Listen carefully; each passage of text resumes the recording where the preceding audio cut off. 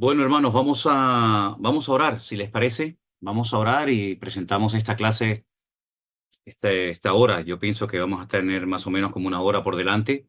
Vamos a poner todo en las manos del Señor y que en esta tarde pues aprendamos lo que tengamos que aprender, que estemos abiertos, que estemos atentos. Mi consejo, una vez más, es el de siempre. Tomen nota. No se limiten única y exclusivamente a oír, porque si se limitan única y exclusivamente a oír, creo que no van a poder recordar con el paso del tiempo todo lo que aquí vamos a estar compartiendo. Entonces, mi consejo es que tomen nota, que siempre lo que no entra en la cabeza entra en un papel. Te damos gracias por esta nueva oportunidad, Señor, que nos das de poder estudiar tu palabra. Pedimos que nos ilumines, que nos des sabiduría, que nos guíes en todo momento, para que tus verdades, Señor, toquen nuestras vidas y podamos entenderlas y podamos estar preparados para los tiempos que se avecinan. Gracias por todos y cada uno de los hermanos que han hecho un esfuerzo por conectarse a distintas horas en distintos países para que tú, Señor, nos hables y nos muestres tus grandes y profundas verdades a través de tu hermosa y preciosa palabra. Nos ponemos en tus manos, pedimos tu bendición y que toda esta clase y todo este tiempo sea de provecho y que todos los que la puedan oír y ver sean bendecidos, Señor, y que podamos darte toda la gloria y la honra siempre a ti, porque tu palabra siempre nos habla al corazón. Ponemos todo este tiempo en tus manos, en el nombre de Jesús. Amén y amén. Una vez que ya he dicho que sería bueno que ustedes tomaran nota de todo lo que se va a estar compartiendo en esta noche, quiero aclarar algo que no dije del todo bien la semana pasada. Cuando hablamos acerca del calendario hebreo o del calendario bíblico, yo les dije, y si no, lo digo ahora, que según los judíos, ellos se encuentran en este momento en el año 5785. 5785. Lo que pasa es que ellos han quitado, no como dije la semana pasada, 120, sino 210 años. Repito, 210 años son los que ellos han quitado del calendario. Entonces, si sumamos a 5785 los 210 que le quitaron, nos daría una cifra de 5995. En este momento, según el calendario bíblico, estaríamos en esa fecha, a tan solo 5 años de, del año 6000, que es un año muy importante a la hora de estudiar profecía y acontecimientos finales, porque hemos dicho que basándonos en el libro del Génesis, el Señor pues no solamente creó el día, perdón, la tierra, el universo y todo en 6 días y descansó el séptimo, sino que entendemos que eso es algo mucho más profundo que simplemente decir, bueno, el Señor creó el cielo y la tierra simplemente en 6 días y el séptimo día descansó. Es mucho más que eso. Así que estaríamos, repito, en este momento.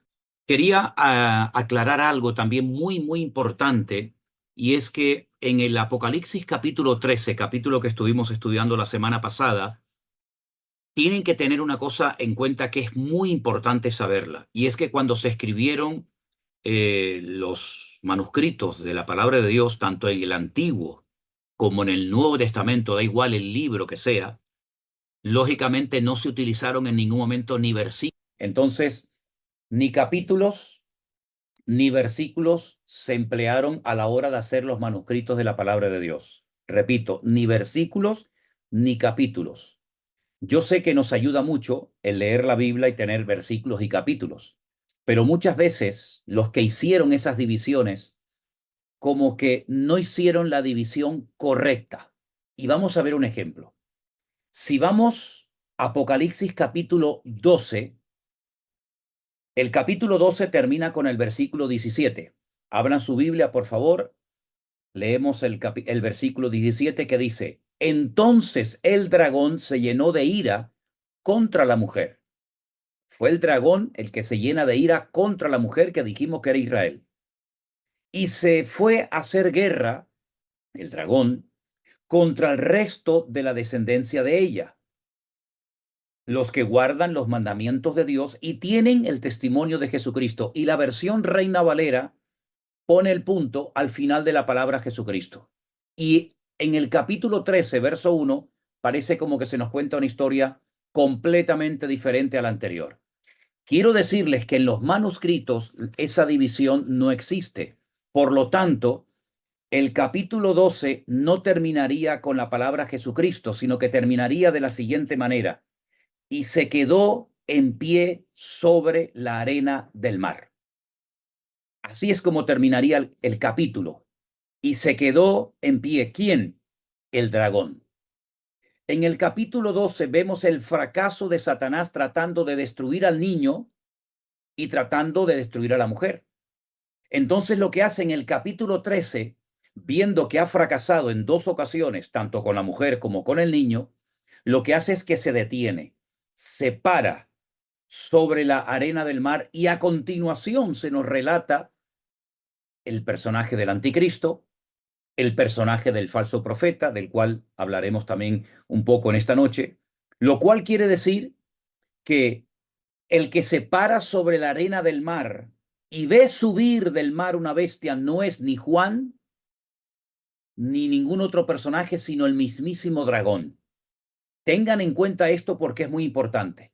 De hecho, hay versiones de la Biblia que incluyen la primera frase del versículo 1 del capítulo 13 del Apocalipsis como parte del capítulo 12 del Apocalipsis. Espero que esto haya quedado lo suficientemente claro, porque si no lo aclaro, si no lo explico, parece que el que se para sobre la arena del mar es Juan. Y en el libro del Apocalipsis, Juan no va de un lugar a otro, sino que el Señor le permite ver en sueños y en visiones todas y cada una de las revelaciones que él va a estar viendo y posteriormente escribiendo y enviándolas a las 7 iglesias de Asia Menor, que ya sabemos cuáles son. Por lo tanto, el que se para sobre la multitud de naciones, que significa la arena del mar, es nada más y nada menos que el dragón. El que tiene un plan B, puesto que él ha fracasado en el capítulo 12 en varias ocasiones, lo va a volver a intentar. Y dicho sea de paso, esta es la última oportunidad que le queda al diablo para alcanzar sus objetivos. Por eso dice la Biblia en el versículo 2 del capítulo 13 que Satanás le da poder, un trono y grande autoridad al anticristo. Repito, Satanás le da poder, su trono y grande autoridad al anticristo. Tres cosas. Le da poder, poder militar, poder económico, poder espiritual. Le da una sede de gobierno, un lugar, un trono desde el que puede gobernar. Y número tres, grande autoridad. Digamos que Satanás Satanás le da todo a este personaje siniestro que lo conocemos con el nombre del anticristo. Aquí se le llama la bestia con 7 cabezas y 10 cuernos, para que a través de él logre alcanzar los objetivos que no consiguió ni en el capítulo 12 ni a lo largo de la historia. Quiero recordarles también lo siguiente: el libro del Apocalipsis, quitando el mensaje a las 7 iglesias, que sabemos cuáles son, quitando esa parte que ya se ha cumplido, nosotros somos de la escuela futurista. Me explico. Quiero que tomen nota de las siguientes cosas que les voy a explicar ahora. Hay diferentes escuelas de interpretación del libro del Apocalipsis. Quiero que anoten cada uno de los nombres de estas escuelas de interpretación para que sepan más o menos, en breves detalles, en lo que consiste cada una. Por ejemplo, está la famosa escuela preterista. La escuela preterista. La escuela preterista dice que todo se ha cumplido, que el libro del Apocalipsis no hay nada que no se ha cumplido. Se ha cumplido a lo largo del Imperio Romano, en los primeros siglos de la era cristiana. Nosotros, por supuesto, no estamos de acuerdo con esa interpretación de la escuela preterista sobre el libro del Apocalipsis, porque el libro del Apocalipsis, repito, quitando los mensajes a las 7 iglesias y la visión o o la visitación del Señor Jesucristo a Juan en la isla de Patmos, el libro del Apocalipsis está por cumplirse. No es pretérito, no forma parte del pasado, sino que es un libro que cuenta cosas que aún no han sucedido. La segunda escuela que también se atrevió a dar otra interpretación sobre el libro Apocalipsis la conocemos como la escuela idealista. Repito, la escuela idealista. Ellos dicen que el libro del Apocalipsis es simplemente una lucha entre el bien y el mal. Nada más que eso. A través de caballos, de colores, de animales, simplemente describe una lucha entre el bien y el mal. Tampoco estamos de acuerdo con la escuela idealista que dice que es simplemente algo simbólico, algo representativo de la lucha entre el bien y el mal. Hay otra escuela de interpretación que es la escuela histórica, que dice que el libro del Apocalipsis se ha ido cumpliendo a lo largo de la historia de la iglesia, desde que nace en Pentecostés, en Jerusalén, hasta los tiempos actuales. Repito, el libro del Apocalipsis ni se ha cumplido en su totalidad, ni se ha ido cumpliendo poco a poco, progresivamente a lo largo de la historia. Hay otra escuela, que es la escuela alegórica. Tampoco estamos de acuerdo con ella, porque dicen que todo lo que se relata en el Apocalipsis no es literal. No hay un anticristo, no hay un falso profeta, sino que todo es alegórico. Todos son símbolos que tienen otro mensaje que hay que saber interpretarlo. El libro del Apocalipsis no es una alegoría, no es una parábola. Nosotros somos de la escuela futurista. No se asusten por esta expresión. La escuela futurista dice que quitando la visitación del Señor Jesucristo a Juan en la isla de Patmos, Apocalipsis capítulo 1, y los mensajes de las iglesias que existían en la época del apóstol Juan en los primeros capítulos de la Biblia, el resto del libro está por cumplir. Entonces no somos ni de la escuela preterista, ni de la escuela idealista, ni de la escuela histórica, ni de la escuela alegórica, tampoco de la escuela liberal, que también hay otra que se llama así, sino somos de la escuela futurista. Creemos que la mayor parte del libro del Apocalipsis está por cumplirse en los últimos tiempos. Ahora bien, la gran tribulación o la tribulación se divide en dos grandes bloques. Una primera parte de 3 años y medio y una segunda parte de 3 años y medio. ¿De acuerdo?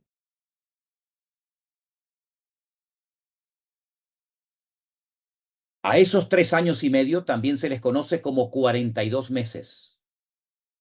Hay otros autores, y también a veces Juan, en vez de hablar de 3 años y medio, emplea la expresión 42 meses. En otras ocasiones encontramos la expresión 1260 días. Así que tenemos, por una parte, 3 años y medio,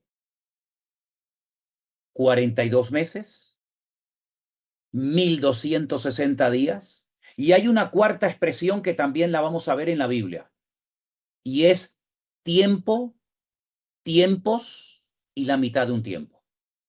Repito, tiempo, que sería un año, tiempos, 2 años, y la mitad de un tiempo, lógicamente, medio año. Son las 4 expresiones para hablar de estos bloques de tiempo. La gran tribulación dura en total 7. 7. Y va en aumento, empezando con los sellos, tomen nota, a continuación las trompetas, y a continuación y finalmente las copas de la ira. 7, 7 y 7. 7 sellos, 7 trompetas, 7 copas.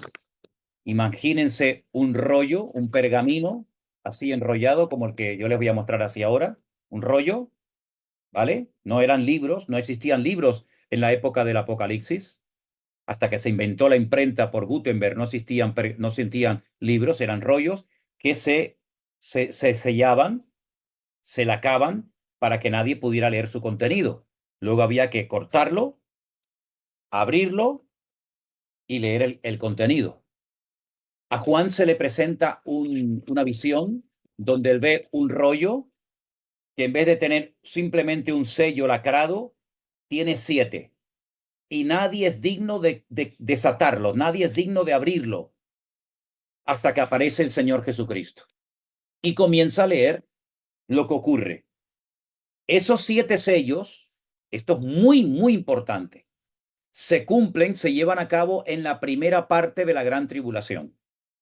Los 7 sellos. Terminan los 7 sellos y pasamos a las 7 trompetas. Entonces vemos que los 7 sellos y las 7 trompetas se desarrollan, se cumplen en los primeros 3 años y medio de la tribulación. Algunos dicen, no, la gran tribulación empieza en la segunda parte. No, no, no, no. La gran tribulación empieza con el primer día. Lo que pasa es que va de menos a más. Y fundamentalmente, lo que nos cuentan los sellos, pues no son cosas tan impactantes o tan terribles como las que van a ocurrir después. Pero la gran tribulación son 7 años. 3 años y medio y 3 años y medio. La primera parte se cumplen los sellos y las 7 trompetas.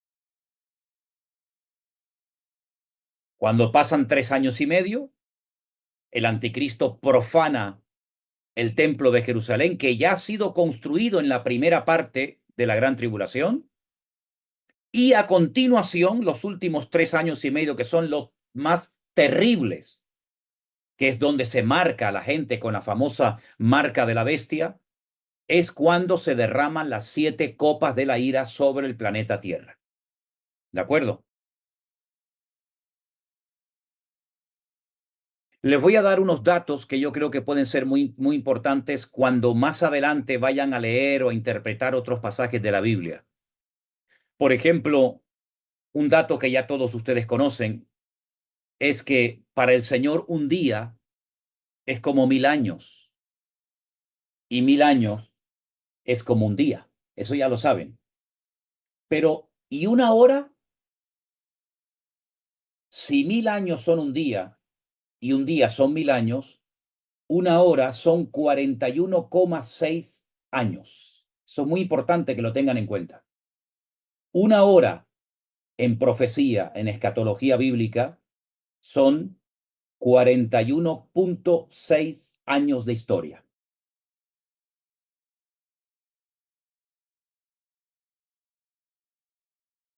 Simplemente un dato para que lo tengan en cuenta para futuros estudios.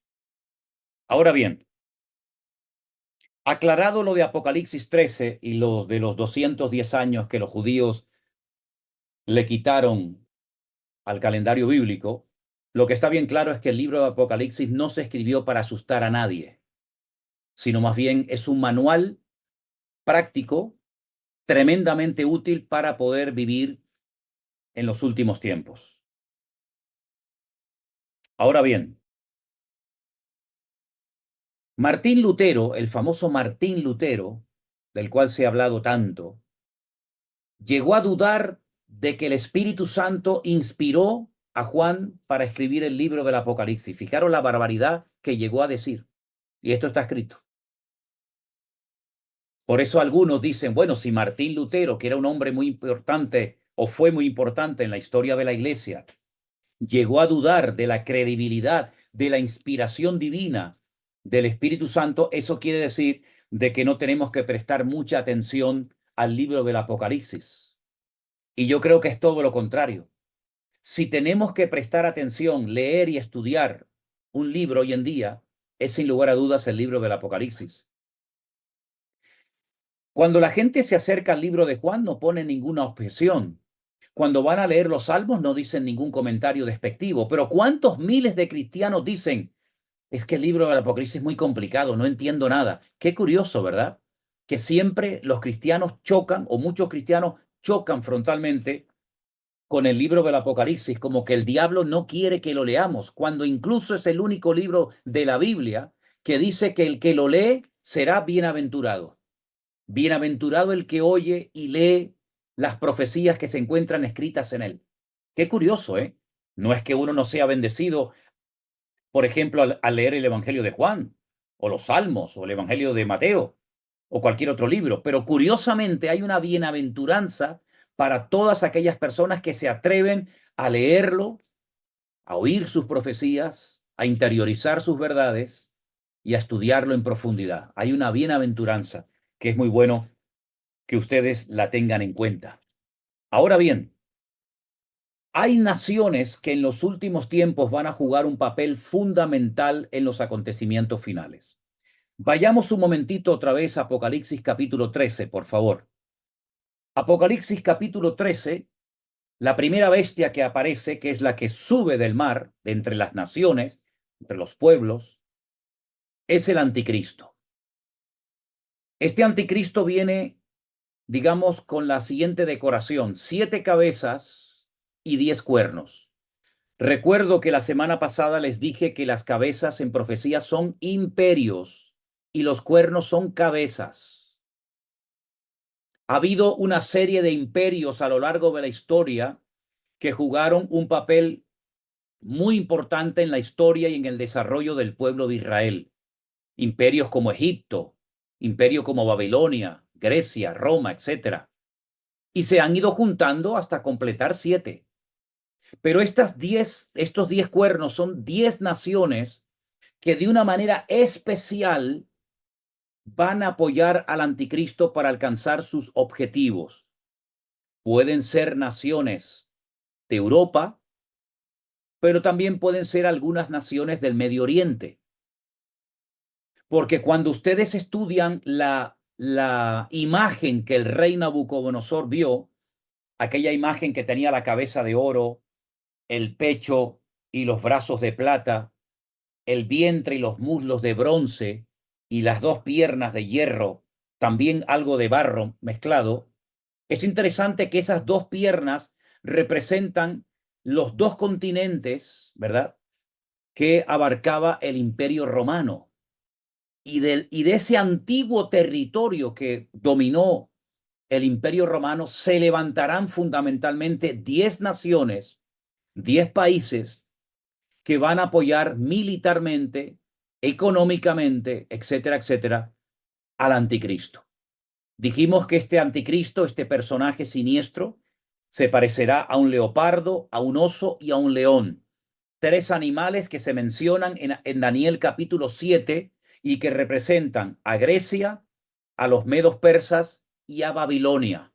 Lean Daniel 7 y van a ver lo que les estoy diciendo. Pero hay 3 elementos fundamentales aquí que se mencionan, y es que Satanás le da al anticristo poder, le da un trono, una sede de gobierno, y le da grande autoridad. Es interesante notar que en el centro, o prácticamente en el centro de Europa, está el famoso Parlamento Europeo, donde políticos de toda Europa, Alemania, Grecia, España, Francia, etcétera, etcétera, se reúnen para tomar acuerdos que luego se tienen que cumplir en todo el continente europeo. Y muchas de las leyes que se aprueban en Bélgica, en Bruselas, luego tienen que ser aplicadas en los diferentes países, ¿verdad? Y ningún país puede ir en contra de las leyes europeas. Incluso hay un tribunal europeo. Y puede ser, y yo he pasado muchas veces por delante y he visto el Parlamento Europeo, puede ser que el anticristo utilice esa sede de gobierno que ya está preparada, que ya existe, pues para hacer acto de presencia y al mismo tiempo, pues para ejercer y hacer de las suyas en los últimos tiempos. Ahora, es interesante notar que en el versículo 7, repito, versículo 7 del capítulo 13 del Apocalipsis, se nos dice que se le permitió hacer guerra contra los santos y vencerlos. Si ustedes leen, por ejemplo, Primera de Corintios capítulo 1, la Biblia dice que cuando Pablo se dirige a la iglesia, se dirige a los santos que están en Corinto. Y sabemos que nosotros hemos sido justificados y santificados por Cristo, lo cual quiere decir que o somos o no somos los santos que menciona la Biblia. Lo que no puede ser es que tengamos como dos varas de medir. Cuando nos conviene somos los santos y los escogidos, y cuando no nos gusta lo que leemos no somos ni santos ni escogidos. Una de dos, o somos para todo o no somos para nada. El versículo 7, repito, dice que se le permitió a este personaje hacer guerra contra los santos. Y tremendo, dice aquí, vencerlos.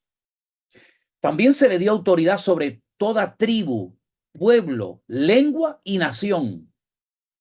El otro día escribía una persona, un correo que me lo hacía llegar Priscila, y decía que es totalmente imposible que hoy por hoy, se levante en el mundo un personaje con tanta autoridad y con tanta influencia a nivel mundial, que eso es prácticamente imposible. Pues sí es posible, porque el Señor lo va a permitir. El Señor va a permitir que este personaje siniestro ejerza una influencia tremenda. De hecho, esta tarde me acaban de mandar nuestro hermano Daniel de Estados Unidos, después en todo caso se lo mando a todos, una reunión donde aparece Putin, presidente de Rusia, con Maduro, el presidente de Venezuela, proponiéndole crear un nuevo orden mundial, un nuevo sistema mundial de gobierno. Habrá una nueva economía, una nueva moneda, un nuevo régimen fiscal, etcétera, etcétera. Por lo tanto, lo que humanamente hablando nos puede resultar imposible, más de uno se va a quedar con la boca abierta de ver cómo es posible que se cumpla lo que la palabra de Dios dice. Lo que pasa es que hay algunos que no tienen la capacidad de ver más allá de lo que ven sus ojos naturales. Y cosas que nos pueden resultar humanamente imposibles que sucedan, no hay ningún problema en que se puedan cumplir, porque cuando la palabra de Dios lo profetiza, no importa lo que nos digan las circunstancias externas, se puede cumplir perfectamente. Ahora bien, ¿qué naciones podrían apoyar al anticristo? Claro, si yo hago la pregunta y abrimos los micrófonos, muchos de ustedes van a comenzar a mencionar un montón de naciones. Pero como nos tenemos que basar en datos bíblicos, no en suposiciones o en opiniones personales, tenemos que partir de la base de que en el libro del Génesis, la Biblia habla de que Dios formó el mundo con 70 naciones. Este dato es muy importante, ustedes lo van a encontrar en el libro del Génesis. Muchas de esas naciones hoy en día tienen otro nombre. Otras han mantenido el nombre prácticamente desde el principio. Por ejemplo, una nación que siempre se ha llamado igual es Egipto. Egipto nunca ha cambiado el nombre. Y así hay otras cuantas. Ahora bien, quiero presentarles una interpretación que se hace del Salmo 20, versículo 7. El Salmo 20, versículo 7 es muy interesante porque con datos bíblicos y utilizando y recurriendo una vez más al idioma original de las Sagradas Escrituras, que es el hebreo, creo que podemos ver aquí algo muy interesante. Leamos primeramente el texto de Salmo capítulo 20, versículo 7, y que dice así: estos es un adjetivo demostrativo, confían en carros y aquellos en caballos, mas nosotros en el nombre del Señor nuestro Dios tendremos memoria. Aquí hay tres grupos o tres personas diferentes. Los que confían en carros, los que confían en caballos y los que invocan el nombre del Señor, los que se agarran al Señor y al poder de su palabra y de su nombre. Partiendo de la base de que el libro del Génesis nos habla de 70 naciones que recibieron su tierra que fueron, digamos, puestas por el Señor en puntos geográficos importantísimos. Vamos a intentar ponerles ahí en la pantalla, Vanessa, la primera palabra hebrea que te mandé, por favor. Y la primera palabra que ustedes van a ver en sus pantallas es esta. No, esa es la segunda. La primera palabra que te mandé. La primera palabra que te mandé es la palabra L. Ahí dice L, es decir, ahí dice estos. Esa es la palabra estos. Ese es el pronombre demostrativo que hemos leído en el Salmo capítulo 20. Ahora, si os dais cuenta, hay tres letras. Desde la derecha, siempre el hebreo es al revés, de derecha a izquierda. La primera letra es una letra llamada Aleph. La segunda letra, la del medio, que parece un 7, es la letra Lamed. Y la tercera letra es la letra Hei. Esas tres forman la palabra L. Si nosotros quitamos la primera letra, que nos serviría para formar el nombre Esaú o Esaf, nos quedarían la del medio y la última. Y como en el hebreo las letras tienen un valor numérico, esas dos letras, la del medio y la última, la que está abierta, nos da el valor de 35. Si vamos a la siguiente palabra, Vanessa, por favor, a la siguiente palabra, que es VL, que sería aquellos o estos otros, nos vamos a encontrar la primera, el palito que veis es la conjunción y aquellos o estos otros, y vuelve a aparecer la misma palabra. También volvería a sumar 35. Es decir, que 35 y 35 nos da un valor numérico de 70, que son las 70 naciones de las cuales habla la Biblia. Pero esas 70 naciones se dividen en dos bloques.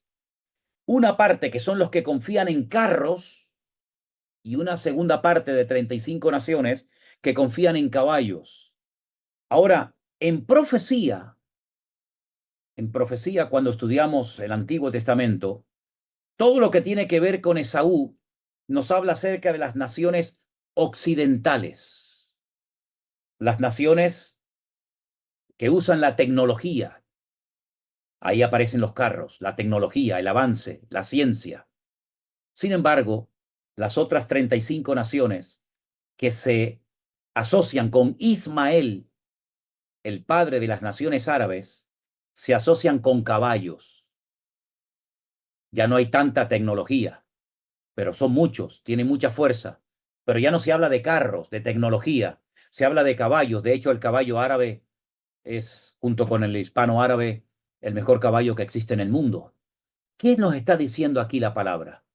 Que en los últimos tiempos habrán personas que confían en su tecnología, procedentes de naciones occidentales, europeas, etcétera, naciones avanzadas, que se van a unir junto con otro grupo de naciones no tan avanzadas, no tanta tecnología, que son las naciones árabes, que son los que están representados con los caballos. Y esto nos da una idea de esa asociación que se va a producir en los últimos tiempos de naciones, digamos, modernas, de tecnología, con naciones no tan tecnológicas, pero que tienen algo muy importante, que es el oro negro, como es el petróleo. Lo que hace que un tanque de combate se mueva, lo que hace que un avión vuele, lo que hace que un barco se traslade de un lugar a otro. Y estamos viendo cómo Occidente se está uniendo con naciones árabes y todas en contra de uno. Así como pasó en la Segunda Guerra Mundial, que era uno contra todos, en los últimos tiempos se le da la vuelta a la tortilla y son todos contra uno. Y ese uno, en aquel momento, representado por el pueblo de Israel, eran los únicos que confiaban en un Dios, eran los únicos que tenían las instrucciones de Dios por escrito, que era la palabra de Dios, la Torá, los salmos, etc. Y por eso vamos a ver en los últimos tiempos que Israel va a experimentar una presión sin precedentes.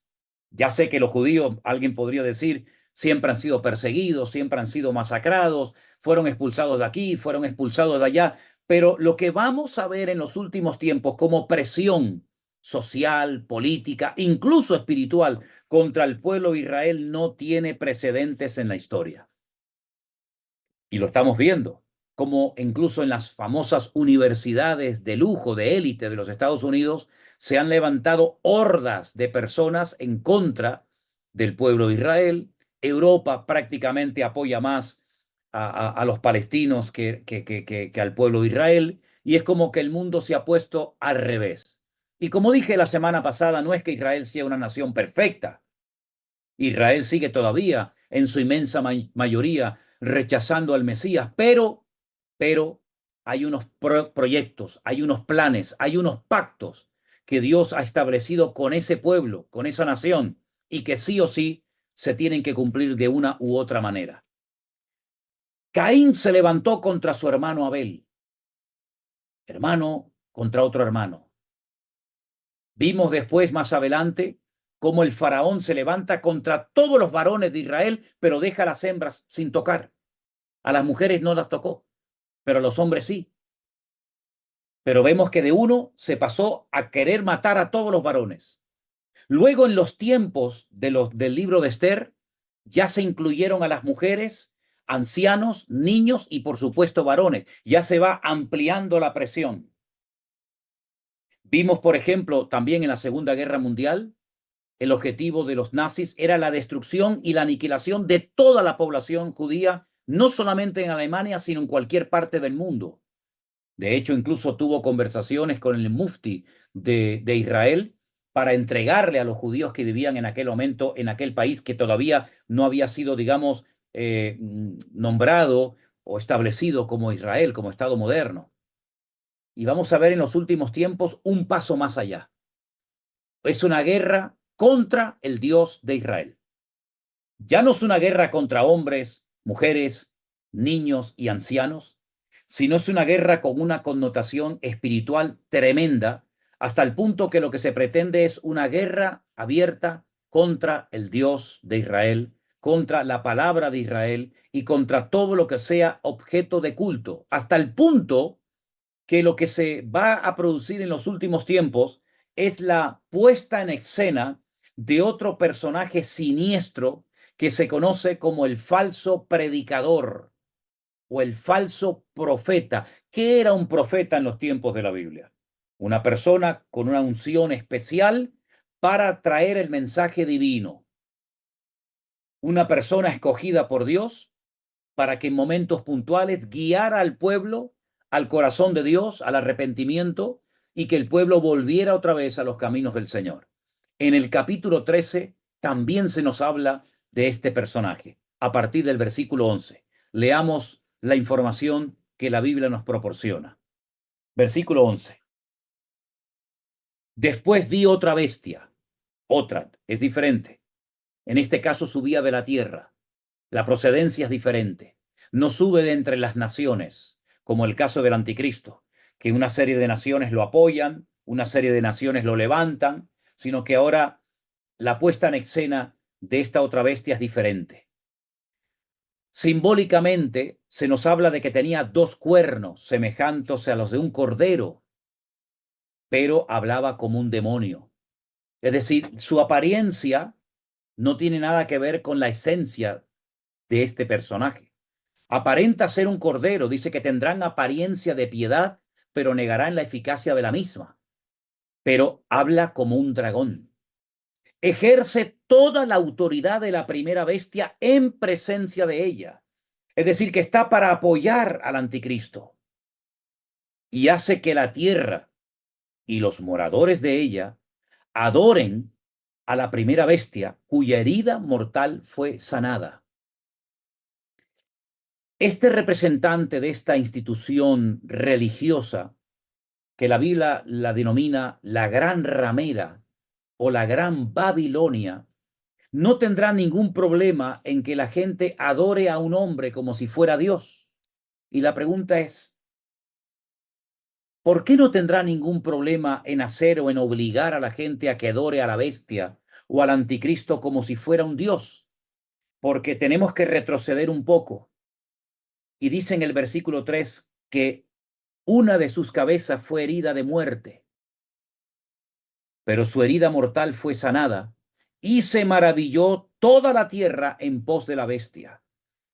Puede ser que aquí la Biblia nos esté dando el siguiente dato, y es que el anticristo sufra una especie de atentado durante la primera parte de su reinado y se corra la noticia de que lo han suicidado, lo han matado, pero milagrosamente vuelve a la vida, y es entonces cuando el falso profeta o el falso predicador hace que la gente lo adore como si fuera una especie de Mesías, una especie de Dios que necesita ser adorado. También dice la Biblia que hace grandes señales, de tal manera que aún hace descender fuego del cielo a la tierra delante de los hombres. ¿Cómo lo va a hacer? No lo sabemos. Pero que Satanás tiene la capacidad en un momento determinado de utilizar señales para seducir y para engañar a las naciones, no te quepa la menor duda. Dice que engaña a los moradores de la tierra con las señales que se le ha permitido hacer en presencia de la bestia. Las señales, los prodigios, las maravillas que el Señor hace no son para engañar, son para darle gloria y honra a Dios. Pero en este caso es al revés. En este caso, estas señales son para engañar a la gente y para obligarlas a que adoren a la bestia. Y dice que al final hace que le hagan una imagen, una estatua, un holograma, vete tú a saber, a la bestia, que tiene la herida de espada y vivió, y se le permitió infundir aliento a la imagen de la bestia para que la imagen hablase e hiciese matar a todo el que no la adorase. Ahora, tenemos que aclarar aquí que Juan está hablando con un lenguaje tremendamente limitado. ¿Por qué digo tremendamente limitado? Porque él está viendo cosas de nuestra época, pero no tiene las palabras para decir exactamente qué es lo que Juan está viendo. Yo estoy seguro que Juan vio aviones de combate bombardeando la tierra. Yo estoy seguro que Juan vio tanques de guerra saltando, botando en fin, los cohetes por el cañón. Estoy seguro que Juan vio muchas cosas que para nosotros hoy en día son, entre comillas, normales, pero él no tenía el lenguaje para poder expresarse con claridad. Por lo tanto, tiene que recurrir a veces a animales, tiene que recurrir a ciertas y determinadas cosas para explicar cosas que para nosotros serían totalmente normales. Pero fíjate, hace una cosa tremenda. Hace que a todos, pequeños, grandes, ricos, pobres, libres, esclavos, se les pusiese una marca en la mano derecha o en la frente, y que ninguno pueda comprar ni vender, sino el que tuviese la marca o el nombre de la bestia o el número de su nombre. Aquí hay sabiduría, dice Juan. El que tiene entendimiento cuenta el número de la bestia, pues es número de hombre y su número es 666. En otras palabras, es un control de la población mundial sin precedentes. Marca a todo el mundo, primeramente para saber con cuánta gente puede contar. En segundo lugar, para controlarlos. Y también lo que hace es que controla la economía, porque si habla de comprar, si habla de vender y que nadie pueda hacer ningún tipo de operación si no tiene esta marca, lo que está tratando de decirnos la Biblia aquí de una forma indirecta es que el anticristo lo que quiere hacer es controlar a todo el mundo, lo que compra, lo que venden, dónde viven, dónde no viven, dónde están, dónde no están, cuándo entran, cuándo salen, etcétera, etcétera. Es decir, lo que era impensable que ocurriera en los tiempos bíblicos, hoy en día es totalmente posible. Controlar a la gente, vigilar a las personas, controlar sus tarjetas de crédito, cuánto has gastado, cuánto no has gastado, etcétera, etcétera. Por lo tanto, lo que nosotros leemos en la Biblia, que para Juan podía ser algo totalmente impensable, imposible, para nosotros es totalmente posible que lo que hemos leído se haga realidad en nuestros tiempos. Ahora bien, estamos yendo en una dirección en la que ya no hay retorno. ya no hay marcha atrás. Cuando el otro día esta persona nos escribía un correo, él decía que dejemos de asustar a la gente, que aunque estamos pasando un momento difícil, todo se va a solucionar y va a venir paz a la tierra y todo va a ir mejor. Yo honestamente no sé qué Biblia lee esta persona. La verdad es que no sé qué libro está leyendo. La Biblia, que yo sepa, no, porque el mismísimo Señor Jesucristo dice que la maldad llegaría a un nivel tan brutal que si aquellos días no fuesen acortados, nadie se salvaría.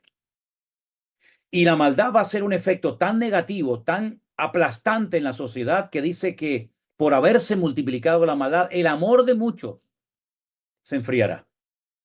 Por lo tanto, esa utopía de que vamos a un mundo mejor, de que ahora en vez de usar coches de diésel o de gasolina, vamos a utilizar coches eléctricos y en vez de tirar tanta comida, vamos a reciclar y todo esto va a hacer que el mundo vaya a mejor. Esto es justamente lo que el diablo quiere que la gente crea. Que las propuestas que él viene a traer, que van a funcionar durante un tiempo, le hagan creer a la gente que lo que habían predicado los predicadores, lo que habían predicado y enseñado los cristianos a lo largo de la historia, de que el mundo se iba a terminar despedazando, no era verdad. Y es que el diablo siempre tiene como un mensaje contrario al de la escritura. ¿Qué dijo Dios? Que el día que comas mueras, tú no vas a morir. Es decir, siempre llevándole la contraria a Dios. ¿Qué dice la Biblia? ¿Que el mundo irá de mal en peor? No, eso es mentira. El mundo va a ir a mejor. Y después va a haber más amor y más cariño y más paz y más estabilidad y más justicia social. Es rotundamente falso. Claro, yo quisiera poder decir otra cosa. Me gustaría decir, oye, pues dentro de un par de años esto va a ser el paraíso terrenal y va a ser una maravilla vivir en el mundo. Pero es que lo que estamos viendo incluso es que ya no hay un país que se salve. Es que ya no hay un lugar en Europa que uno diga, oye, vivir aquí es una maravilla. O en Estados Unidos o en África, ya no hay un país bajo la tierra que no vaya a ser sacudido y zarandeado por los acontecimientos finales. Por lo tanto, lo que el creyente tiene que hacer es prepararse en todos los sentidos para que estas cosas no nos sorprendan. Como dijo Pedro en una de sus epístolas, ¿no? No sorprendáis del fuego de prueba que os ha sobrevenido como si alguna cosa extraña os aconteciese, sino quiero que tengan en cuenta que los mismos padecimientos, los mismos sufrimientos, las mismas persecuciones, etcétera, etcétera, las están padeciendo vuestros hermanos en todas partes del mundo. Claro, en aquellos días no había acceso a las redes sociales, la gente no viajaba tanto como hoy en día, pero hoy en día podemos ver lo que está pasando en otro país prácticamente en tiempo real, lo cual quiere decir que la información que contamos nosotros hoy en día nos permite darnos cuenta de que el mundo está en una agonía terrible y de que esto no se va a solucionar fácilmente. Ese será el eslogan con el que el anticristo aparezca en su campaña política. Os vengo a ofrecer lo que el mundo no tiene: paz y seguridad. ¿Y quién no quiere paz? ¿Quién no quiere seguridad? Todo el mundo quiere eso. Si tú piensas que la paz y la seguridad viene cuando consigas al hombre de tu vida o a la mujer de tu vida, o hayas podido comprar esa casita que tanta ilusión te hacía, o que ya tengas tus ahorros ahí en Suiza que nadie sabe, o debajo del colchón, pues te equivocas. Porque llegará un momento que todas las seguridades que ofrece el mundo se van a desvanecer. Porque el Señor lo que quiere es que por fin entendamos todos, creyentes e inconversos, que la única seguridad se llama Cristo y que fuera de Cristo todo es mentira y que fuera de Cristo no hay paz ni seguridad ni hay nada. Hay una cierta tranquilidad por saber que más o menos tengo mis cositas controladas, pero la verdadera paz, la verdadera seguridad no viene por lo que tienes. Porque lo que tienes, ahora mismo entran en tu casa 4 personas encapuchadas y armadas y te quitan todo. Y todo lo que has acumulado durante toda tu vida se lo llevan. Y no es la primera vez que ocurre. Déjenme que les cuente algo que me contaron de primera mano cuando en el mes de diciembre, después del ataque de este grupo de Hamas, atacó a Israel el día 7 de octubre, yo fui en diciembre con un hermano, solo, fuimos los dos, para ver lo que allí estaba sucediendo. Todas aquellas personas que fueron atacadas en los kibutzim del sur de Israel, vivían muy bien. Para ellos era un sueño el poder tener su casita, su finca, sus animales, sus terrenos, y en una hora lo perdieron prácticamente todo. Y todas sus seguridades se desvanecieron, hasta el punto que muchos perdieron la vida y otros tantos todavía no han podido regresar a aquella vida de paraíso que ya habían, digamos, diseñado, ¿no? Entre muchos de ellos. Es interesante notar que el año pasado, en la fiesta que en este momento se está celebrando en Israel, que era la Simchat Torah, la alegría por haber leído ya el ciclo de todos los libros de la Torah de Moisés, pues en ese día pues se produjo una tragedia que no había tenido precedentes hasta los tiempos de la Segunda Guerra Mundial. Y es interesante notar cómo muchas personas lo perdieron prácticamente todo en minutos. Trabajo de años y años. Lo perdieron todo en cuestión de minutos. Y es interesante notar porque se volvió a repetir la historia, que la única seguridad de verdad que funciona es nuestro Señor Jesucristo. Si cambiamos o queremos unir nuestras seguridades personales con la seguridad que produce el Señor, ese matrimonio no funciona. Va a terminar en un divorcio. El único que puede cuidar de nuestra vida y protegernos del diluvio de fuego que viene sobre todas las naciones de la tierra se llama Cristo. Si lo tienes a Él, el Señor te va a guardar y proteger. Y si no, amigo, prepárate porque, como dije el otro día en el culto, el anticristo va a marcar a la gente que se quede y que tengan que seguirlo a él y que para poder hacer cualquier operación van a tener que dejarse marcar y los que se marquen nunca van a poder convertirse. Están condenados a cadena perpetua espiritualmente hablando. Por lo tanto, si alguno de los que está oyendo y escuchando esta enseñanza, te quedas en la segunda parte de la gran tribulación, quiero que sepas que cuando algún día se te ocurra ir a la iglesia o enciendas el Zoom y de repente veas que desaparecieron centenares de hermanos que están conectados en este momento y tú te quedaste ahí viendo la pantalla y diciendo, uy, ¿qué pasó? Pues lo que pasó es lo que dice la Biblia, que en un momento y en un abrir y cerrar de ojos, los que estemos con vida en ese momento, seremos llevados a la presencia del Señor y en el aire lo recibiremos para estar siempre con Él. Así que todas estas verdades bíblicas que se han predicado durante siglos, en algún momento de la historia, digo yo, tenían que cumplirse, ¿no les parece? Muchos hermanos, muchos creyentes leyeron de que nacería un Mesías en Belén de Judea y no lo vieron.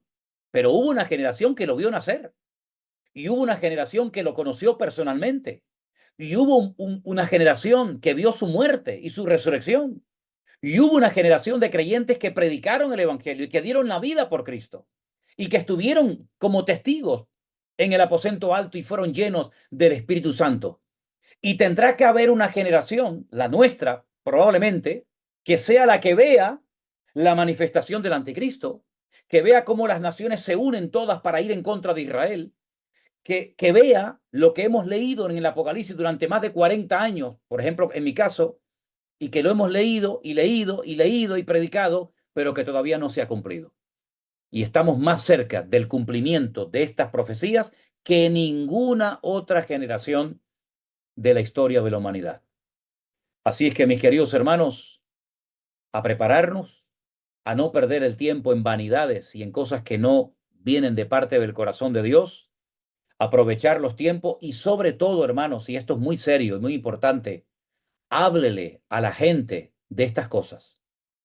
Porque no sé lo que tienen estas enseñanzas, que cuando usted le dice a la gente que Cristo viene, que el mundo va a entrar en una guerra mundial sin precedentes, que millones de personas perderán la vida, que Rusia se atreverá junto con otras naciones a atacar a Israel. Estas cosas a más de uno le sorprenden y le impactan. Tal vez otras historias de la Biblia no le llamen tanto la atención, pero atrévase a hablarle a sus amigos, a sus compañeros de trabajo, a sus familiares, a sus vecinos, para que la gente sepa lo que se avecina y podamos rescatar a algunos y poderlos llevar a los pies de Cristo antes de que todo esto acontezca. Hermanos queridos, espero que en esta tarde también una vez más hayan podido aprender y repasar algunas verdades bíblicas Yo no sé cómo ha salido todo esto porque hay momentos en los que mi imagen queda como congelada, aunque donde estoy hace un calor tremendo, no estoy de congelado nada, pero creo que el sonido ha llegado, entonces vamos a ver si después nuestro hermano Armando de alguna manera puede arreglar esto para que cuando subamos esta enseñanza a nuestro canal de YouTube, pues la gente pueda también disfrutar de esta enseñanza. Las preguntas que me hicieron llegar algunos durante la semana, la mayoría, les soy sincero, la mayoría no tenían absolutamente nada que ver con las enseñanzas que dimos la semana pasada. Nada que ver. Otras personas preguntaban por palabras qué significan y yo le digo, para eso, gracias al Señor, se inventaron los diccionarios y en Google usted puede buscar qué significa esta palabra y prácticamente preguntas referente a la lección de la semana pasada, a mí no me hicieron llegar ninguna.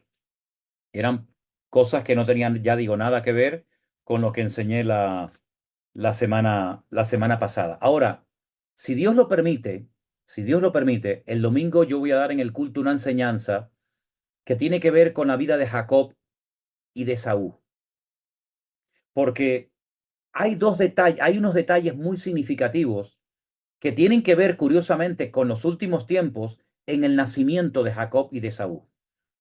Quiero que sepan que la Biblia es mucho más que un libro de relatos históricos.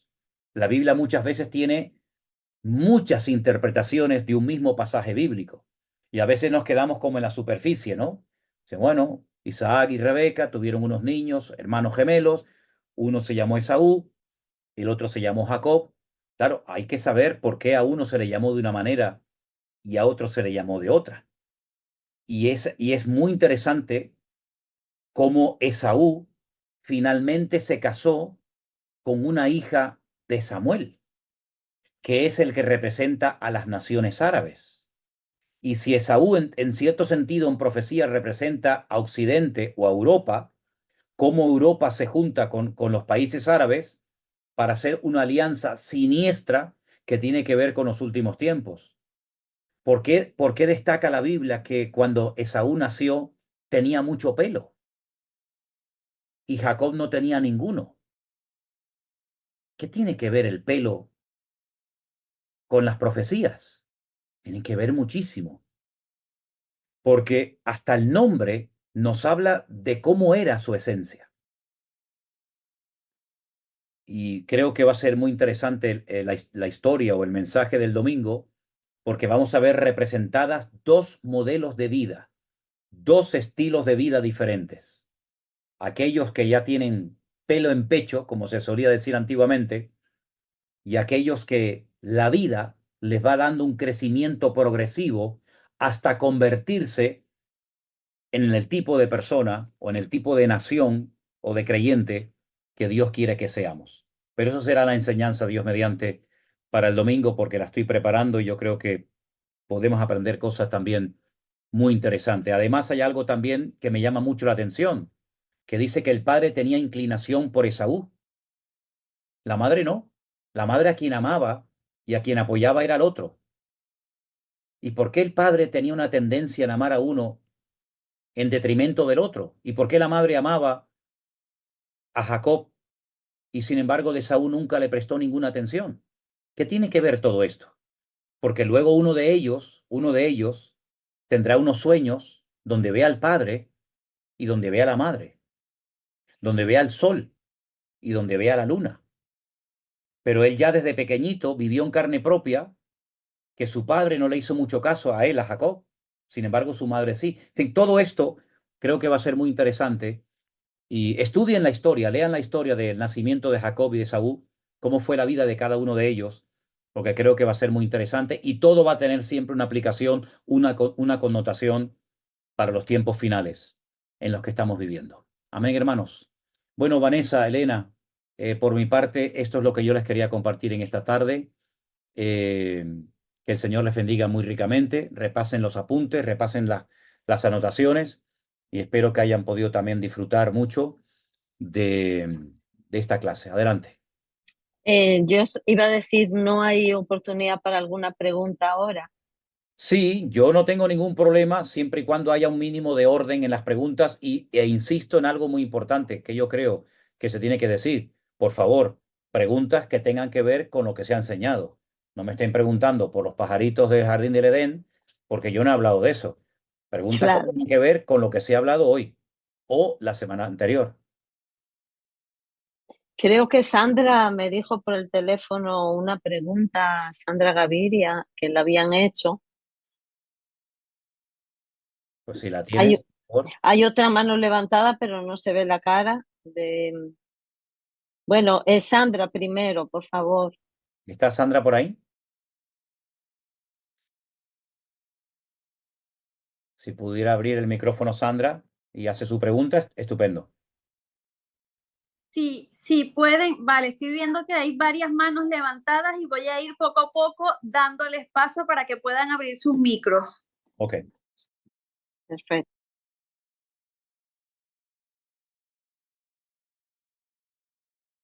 Ok, entonces la primera pregunta, ¿cuál sería, por favor?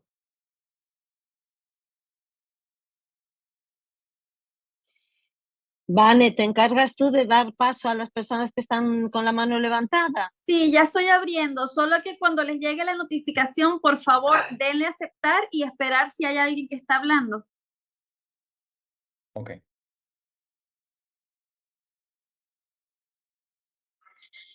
Tengo el audio abierto de un iPhone, no tiene nombre, si puede hablar, que ya tiene el audio abierto. Eh, seré yo. Gracias. Debe ser tú porque te estamos escuchando a ti. ¿Cómo te llamas? Sí, bendiciones. Marilyn. Marilyn. Ok. Ajá. Sí, pastor, quiero preguntarle si el anticristo puede ser un político que esté ya, por ejemplo, o que va apenas a empezar su carrera política en ese momento. Mira, mi opinión personal, yo no puedo decirlo con la Biblia porque no. Pero en mi opinión particular, yo creo que el anticristo está vivo hace ya mucho tiempo. Simplemente se tienen que dar una serie de acontecimientos que aún no se han dado, pero se están haciendo reuniones en muchas partes del mundo eh, muy interesantes y yo creo que en menos de lo que nos podemos imaginar, este político, porque es un político, se va a manifestar de una forma tremenda. Ahora, antes de seguir, hace unos años, un ortodoxo judío, me regaló un libro que se titula El verdadero Mesías. Y dice en la portada que este libro consiste en una respuesta judía a los misioneros que intentan evangelizar a los judíos para que crean que Jesús fue el Mesías. En la página 113 de este libro hay unas palabras que las subrayé y se las quiero leer y dicen así, hablando acerca del Mesías desde el punto de vista judío. El Mesías será un ser humano normal y corriente como cualquier mortal, nacido normalmente con padre y con madre.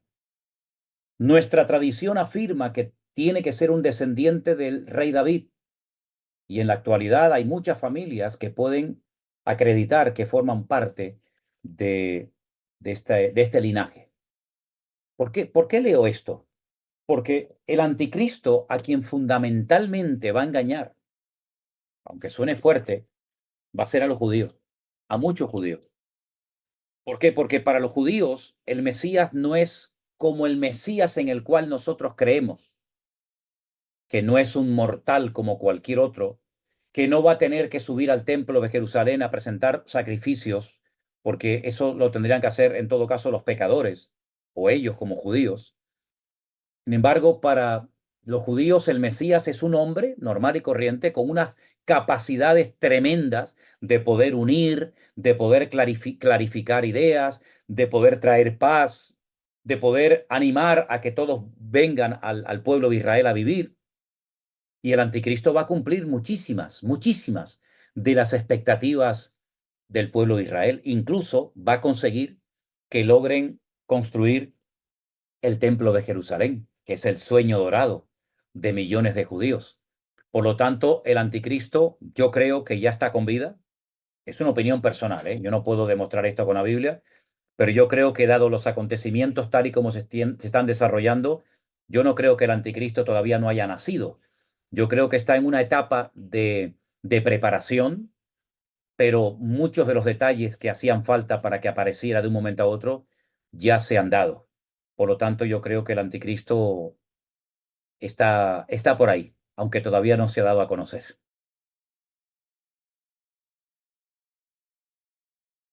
¿Otra pregunta? Bueno, hay muchísimas manos por lo que veo, ¿eh? Muchísimas. Vanessa, ¿me oyes? Sí. El hermano Luis, le estoy solicitando para que abra su audio. Gracias, hermana. Es un gusto, pastor. La vez pasada yo tomé nota que el pueblo judío estuvo 420 años. Me quedó una duda porque la Biblia en una parte dice 430 años estuvo el pueblo en cautiverio en Egipto. Mm. Pastor, ¿tiene algo que ver con los 10 años? Pues yo tenía 5.795 años, hoy lo corregí, no sé si habría anotado yo mal el número. Sí, Y el número exacto del año en el que estaríamos, según el calendario bíblico, sería el 5995. ¿Qué es lo que ocurre? Que hay judíos que no cuentan el tiempo que José ya había estado en Egipto. Otros empiezan a contar desde que Jacob con sus hijos y sus esposas bajaron a Egipto, y por eso está la diferencia de años. Des en cuenta que se calcula que aproximadamente, más o menos, José estuvo en Egipto sin tener contacto con su padre, más o menos el mismo número de años que Jacob estuvo en la casa de Labán sin tener contacto con su padre. Es decir, así como Jacob prosperó y fue bendecido en tierra extranjera, en la casa de Labán, sin acordarse de sus padres, su hijo José, en tierra extranjera, tremendamente prosperado, tampoco se acuerda de su padre en esos años de prosperidad, sino que son sus hermanos los que tienen que descender a Egipto. Entonces hay un refrán en hebreo que dice, midá keneget midá, medida por medida. Así como tú hiciste esperar a tu padre, tu hijo te hará también esperar a ti. Y esa es la diferencia a veces de años, de arriba o abajo. muchas gracias, pastor. Ahora me cierra. Gracias. Bendiciones, hermano. La Gracias, siguiente pastor. es Igualmente, pastor. la hermana Vinia. Vinia. Gracias, ¿me escuchan? Sí, sí, te escuchamos, Vinia. Ay, gracias, pastor, ¿cómo está? Mi pregunta es, o mi confusión es, con los años, si un día es igual a 1000 años, entonces cuando Dios comenzó a crear el mundo, de que ya entonces pasaron, que le tomó 6 años, ya hay 6000 años. Bueno, vamos a ver. El tema es que nosotros, esos 6 días de la creación, en nuestra mente, muchos cristianos lo traducen como días de 24 horas. Y no es realmente así. ¿Por qué no es realmente así? Porque para que haya un día tiene que haber día y noche. Y si te das cuenta, en Génesis capítulo 1, lo primero que el Señor crea es la luz. Y hasta el cuarto día no crea el sol. Entonces uno dice, bueno, si creó el primer día la luz y al cuarto día creó el sol, ¿qué luz es la que había? Porque nosotros somos iluminados y dividimos el día entre día y noche por la luz solar, ¿verdad? Por lo tanto, esos 6 días, nadie sabe exactamente la duración de esos días. Aunque es verdad que para Dios un día es como 1000 años, también otros lo han interpretado como un tiempo indeterminado, como un tiempo indeterminado. Puede ser, y no hay ningún problema en admitir que esos días fueran de miles de años, sin ningún problema. Ahí está el problema, en el punto de partida. ¿Desde cuándo se empieza a contar? Bueno, los judíos empiezan a contar algunos desde el día de la creación, otros desde el tiempo de Adán y Eva, pero lo que está bien claro es que el planeta Tierra no tiene 5.995 años. Eso es evidente. Por eso dicen algunos, pero bueno, pero la ciencia no dice que la Tierra tiene, pero es que tampoco la Biblia dice que la Tierra como tal, tiene 5.995 años, sino que se parte de un punto de partida, pero el punto de partida no es el primer día, porque antes del primer día ya había una creación. Les recuerdo a todos que la semana pasada yo dije que el Génesis 1 y 2 es el relato de un principio, pero hubieron muchos principios anteriores al que se nos relata en Génesis 1, 1 y 2, porque la Biblia es el relato, la relación de Dios con la tierra, pero no el relato de Dios con otras cosas que no nos incumben a nosotros. Por lo tanto, la tierra tiene miles y miles y miles de años, ¿verdad? Pero la Biblia no entra en ese aspecto de la longevidad de la tierra, sino en un relato que tiene que ver con la raza humana, la relación de Dios con el hombre y del hombre con Dios, ni más ni menos. ¿Está? La siguiente es nuestra hermana Tamara. Sí, para mí es difícil hacer esta pregunta porque tiene que ver con los tiempos que estuvimos dando y respecto a los 5.995 años y que se estaría hablando de 5 años de un periodo en donde nos tendríamos que estar preparando. Mi pregunta es la siguiente, que es como que me surge una duda. Si la palabra dice en donde nadie sabe ni la fecha ni la hora, solo el Señor, o sea, solo Dios, nosotros estaríamos teniendo este periodo de aproximadamente de 5 años como para decir, bueno, a partir de dentro de 5 años podemos llegar a estar empezando a vivir en la tribulación y ahí se cumpliría el hecho de que los que están velando no van a ser sorprendidos. Eso es como que, por un lado uno dice, uy, mirá, tenemos 5 años, pero por otro lado también entra la duda y decimos, pero ¿cómo? Si no podemos saber la fecha exacta, no podemos saber el día ni la hora, porque solamente Dios lo sabe, ni siquiera el Señor lo sabe. O sea, Es curioso, yo justamente te iba a pedir que citaras nuevamente el texto, pero que lo citaras tal y como dice, y ahora lo has hecho. El texto dice el día y la hora, pero no menciona el año. exacto. Ah, bien. El día y la hora nadie sabe, pero los tiempos y las ocasiones, los tiempos son otra cosa diferente. Es curioso porque hay un pasaje bíblico en el libro de Daniel donde dice la palabra del Señor que Daniel miraba en los libros. Hace referencia a las profecías de Jeremías cuando dijo que el pueblo, las tribus del sur, ¿verdad? La tribu de Judá y Benjamín serían llevadas a Babilonia por 70 años y a los 70 años volverían otra vez los que quisieran en tiempos angustiosos, a reconstruir las murallas, el templo, la ciudad de Jerusalén, etcétera, etcétera.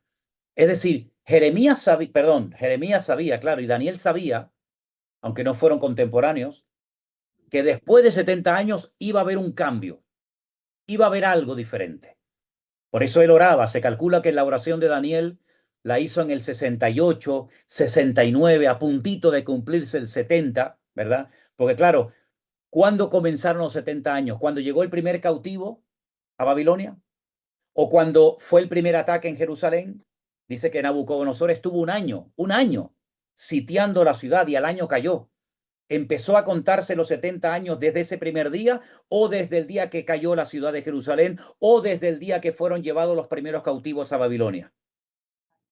Por lo tanto, hay ahí unos matices, ¿verdad? De año arriba, año abajo. Con la segunda venida del Señor Jesucristo no nos estamos ni siquiera atreviendo a decir de fechas, ni muchísimo menos. Lo que sí nos muestra la Escritura es que los tiempos se están acortando.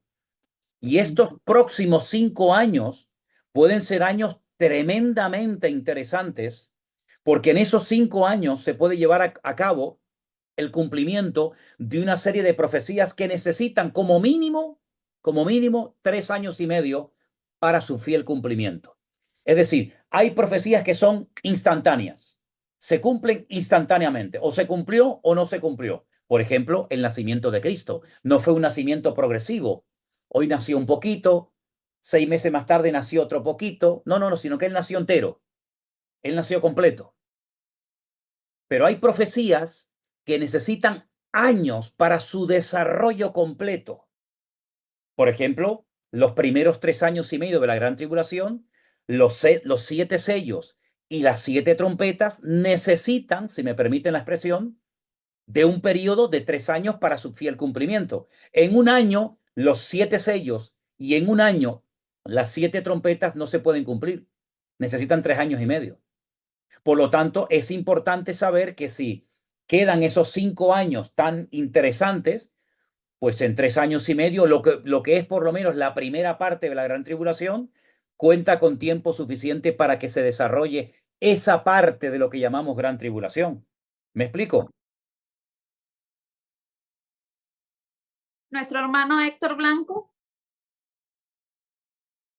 Dios bendiga, mi pastor, ¿cómo está? Muy, a ver si te veo por ahí. Ah, ya te veo. Sí, ya está. Dale. Mire, aquí en Daniel capítulo 12, verso del 11 al 12, nos habla acerca del periodo de la gran tribulación.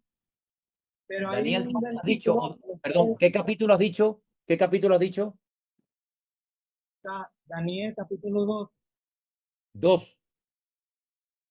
12, Ah, 12. Ok. Sí, el verso 11 y 12. sí. En específico el 12 me dice de que bienaventurado el que espere y llegue a 1335 días. Entonces, esto me lleva a mí, me hace venir a la mente, segunda de Tesalonicenses, capítulo 2, versículo 1, donde dice, con respecto a la venida del Señor Jesucristo y nuestra reunión con Él. ¿Será que hay alguna relación en estos dos versículos, en estos dos pasajes? Ok, mira, te cuento. El capítulo 12 del profeta Daniel, los versículos, como tú bien has dicho, el 11 y el 12, nos dan 2 cifras diferentes. Si te das cuenta, en el versículo 11 habla de 1290 días. Leamos el versículo 11. Desde el tiempo que se ha quitado el continuo sacrificio hasta la abominación desoladora, habrá 1290 días. Es decir, pasarán 3 años y medio. En esos 3 años y medio se cumple el versículo 11. Pero después hay un desfase. Saca la cuenta porque después la cifra que nos da el versículo 12 es la siguiente. Bienaventurado el que espere y llegue hasta los 1335. Quítale a 1335. Quítale 1290. ¿Y cuánto es? Se quedaría como un mes con 2 semanas, algo así. Ese es el tiempo que se tarda en la instauración del reino de Cristo milenario sobre la tierra en la ciudad de Jerusalén. Es decir, hay un periodo de tiempo desde que todo se echa a perder y todo es un desastre, hasta, no desde que venga Cristo, sino hasta que se establece el reino, hay como un mes y pico de ajustes, y por eso dice la Biblia, bienaventurado el que espere a ese tiempo, bienaventurado el que llegue a ese tiempo de ajuste, de establecimiento del reino, ¿verdad? Porque es ahí cuando comienza el reinado milenial de Cristo. Sí, es un tiempo como de espera, un tiempo de preparación. Entre los 1290 y los 1335 hay ahí como casi un mes y pico, ¿verdad? Hasta que se establece oficialmente el reino. Tiene que ver con la instauración del reino y, por supuesto, con la finalización de la segunda parte de la Gran Tribulación, porque el Mesías viene en la segunda parte de la Gran Tribulación, no en la primera parte, ¿vale? Visiblemente me refiero, visiblemente. Cuando todo ojo le ve, y toda la gente le reconoce como el Mesías. ¿Vale? Gracias, pastor. Dios le bendiga. Dios te bendiga, mi hermano. Nuestra hermana Sara Esther. Bendiciones, pastor. Hola, hermanita, buenas tardes. ¿Escuchan? ¿Me escuchan? Sí, Sí. Pastor, saludos desde México, ¿eh? Mi duda es de Apocalipsis 12:3 y Apocalipsis 13:1. La diferencia entre el dragón escarlata dice ahí que tiene 7 cabezas y 10 cuernos, y en sus cabezas 7 diademas. Y en Apocalipsis 13:1 dice que los cuernos tienen diademas. Uno dice cabezas, 7 y el otro tiene los. ¿Qué diferencia hay entre esos dos? pero la semana pasada, entre el 12.3 y el 13.1, yo precisamente les hice notar esa diferencia, que Ajá.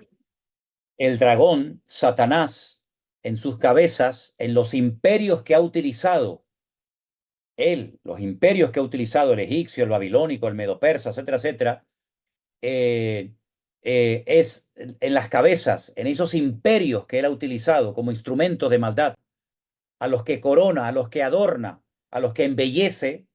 Sin embargo, cuando vamos a la etapa del anticristo, que es en el capítulo 13, a partir del versículo 1 en adelante, a quien embellece, a quien adorna, a quien respalda, no es ya los imperios que ya forman parte del pasado, sino a los 10 cuernos, es decir, a las 10 naciones que van a apoyar al anticristo. Ya no hay que embellecer a los imperios, porque ya desaparecieron. ¿Dónde están esos imperios? Ya no hay.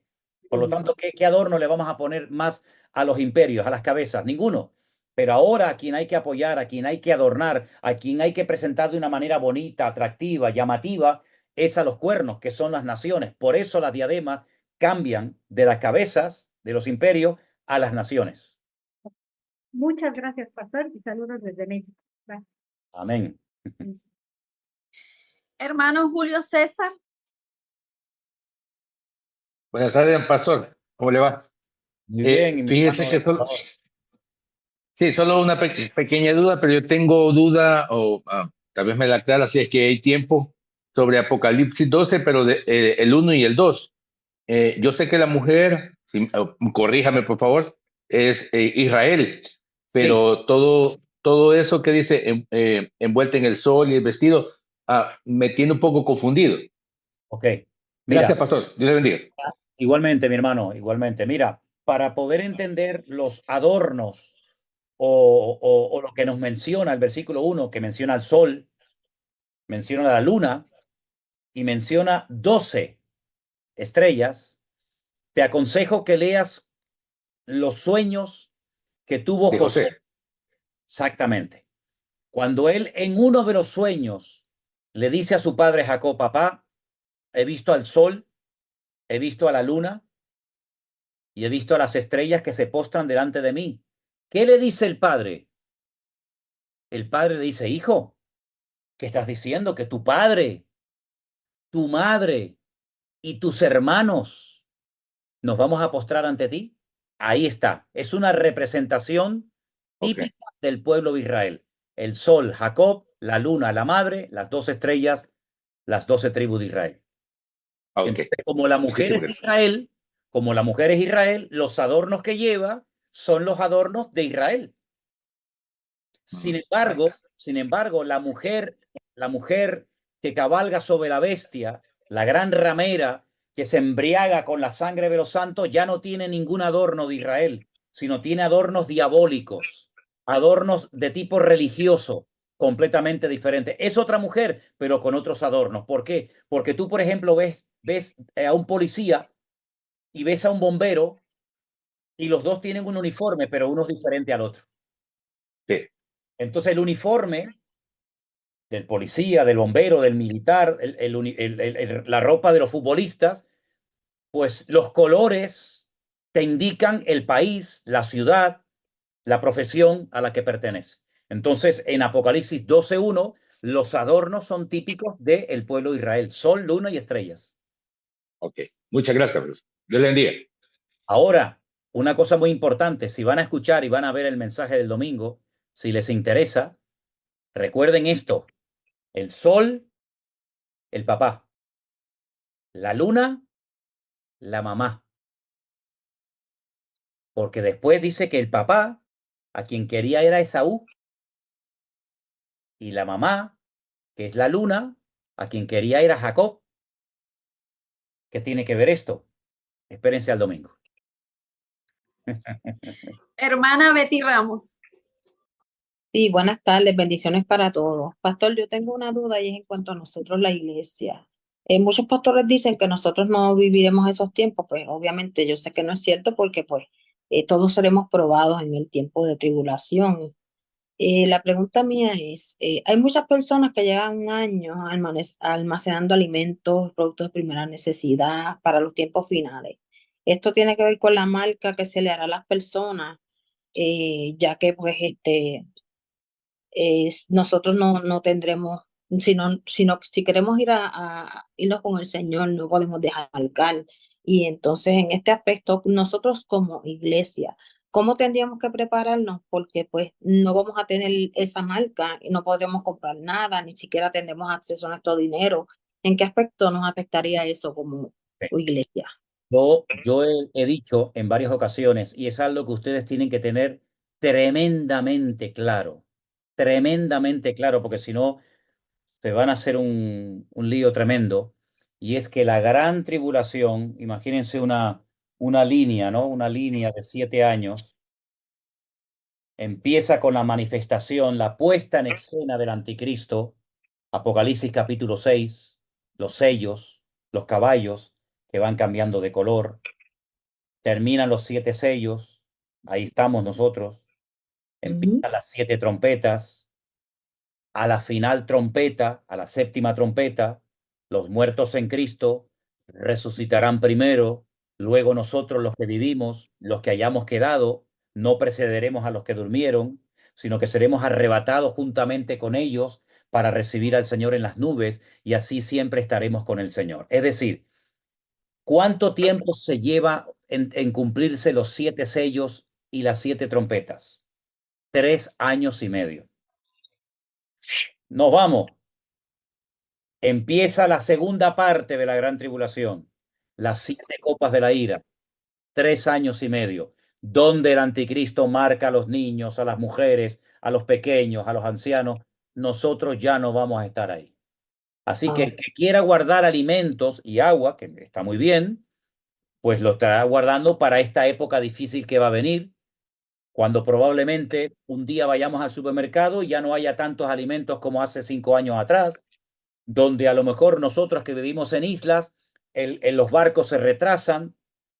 Está bien guardar alimentos y comida, no pasa nada, que usted puede seguir comprando cosas en el supermercado, pues gloria a Dios, que no hay tanto como antes, pues igualmente gloria a Dios, pero los que almacenan alimentos o se están preparando, no lo están haciendo para la segunda parte de la gran tribulación. Porque en la segunda parte de la gran tribulación, los verdaderos creyentes, los que nacimos de nuevo, yo entiendo que no estaremos ahí.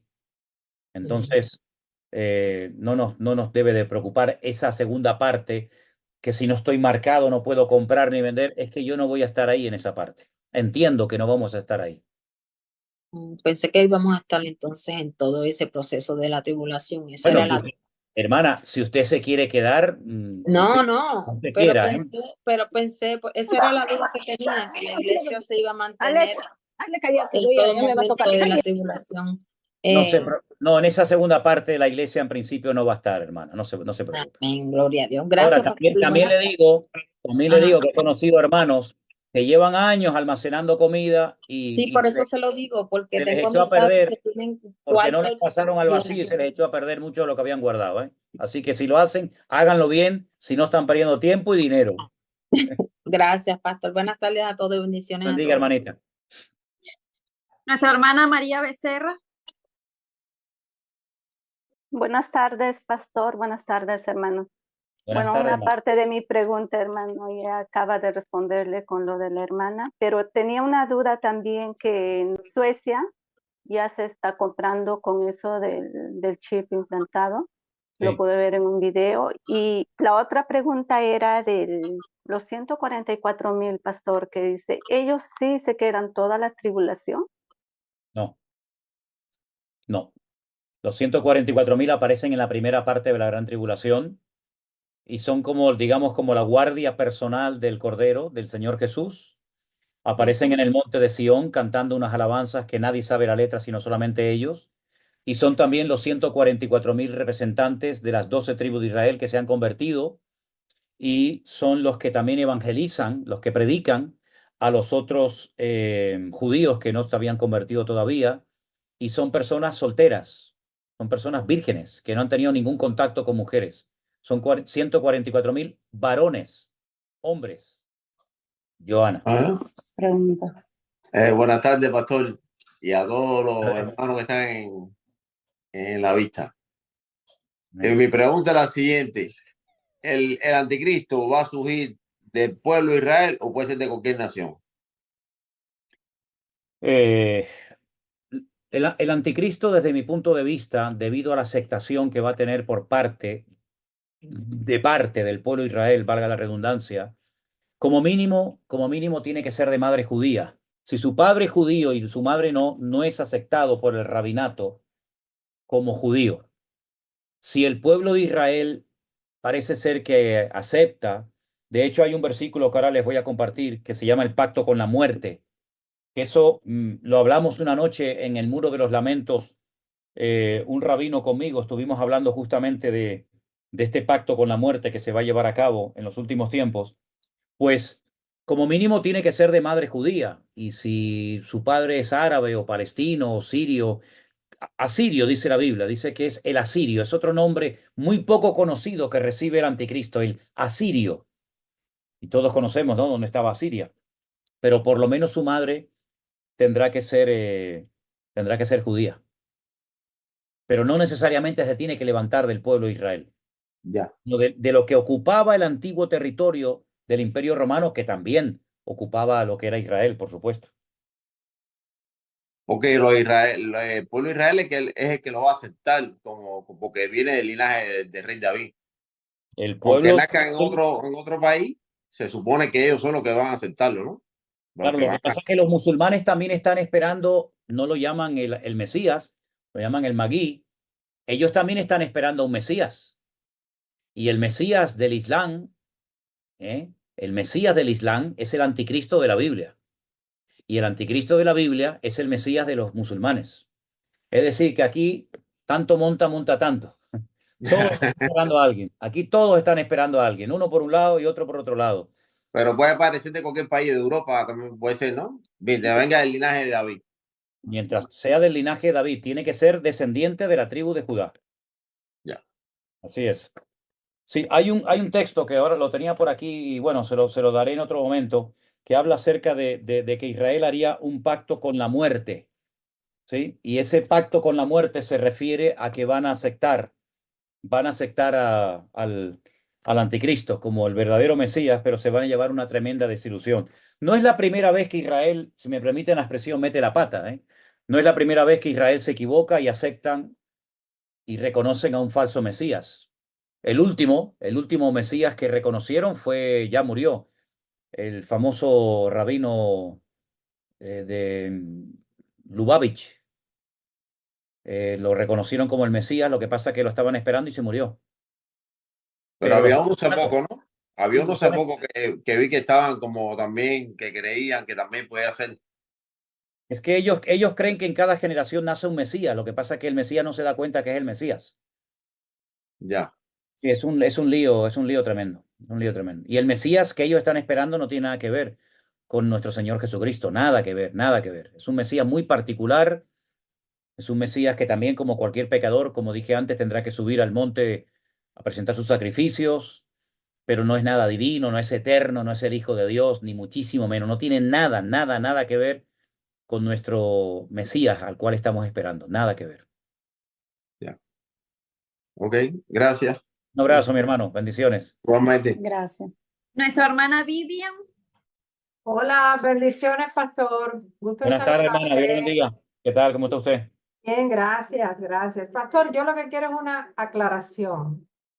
La semana pasada usted dijo que el anticristo podía aparecer en cualquier momento. ¿Es cierto? Sí, claro. Ok. Entonces, ¿cuál sería el orden cronológico? Porque si tienen que pasar los sellos y las trompetas primero, ¿estamos ya ahí? ¿O él puede venir antes del primer sello? No, el anticristo, la gran tribulación, es que ahí tendríamos que ir a otro capítulo, que es el capítulo 6 del Apocalipsis, que es el capítulo donde los caballos cambian de color. Capítulo 6 se titula Los sellos. El anticristo empieza, se manifiesta con el primer sello. Es decir, si no hay manifestación del anticristo, no empieza la gran tribulación.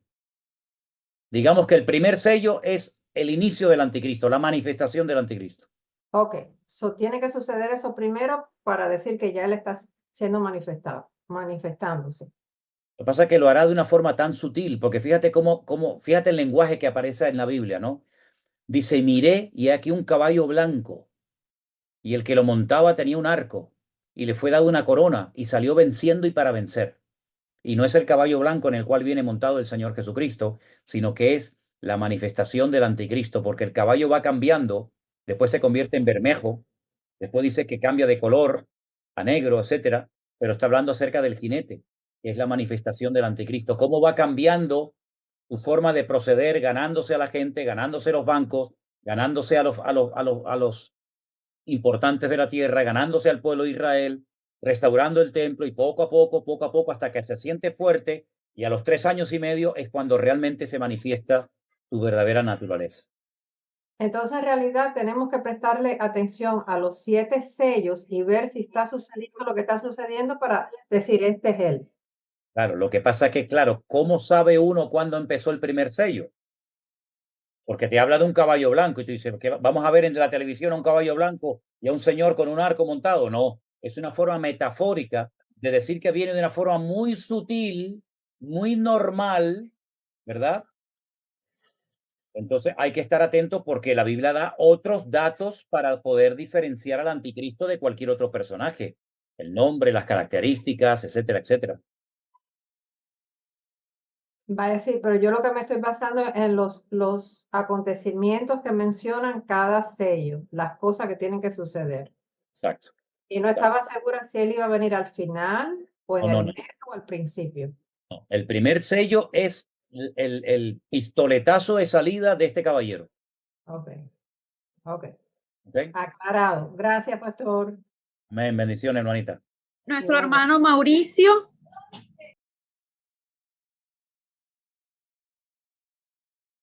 Mauricio, ¿está por ahí? Sí, sí. ¿Me escucha? Sí, perfectamente, hermano. Ya. Pastor, mi pregunta y mi duda es sobre la final trompeta. Ajá.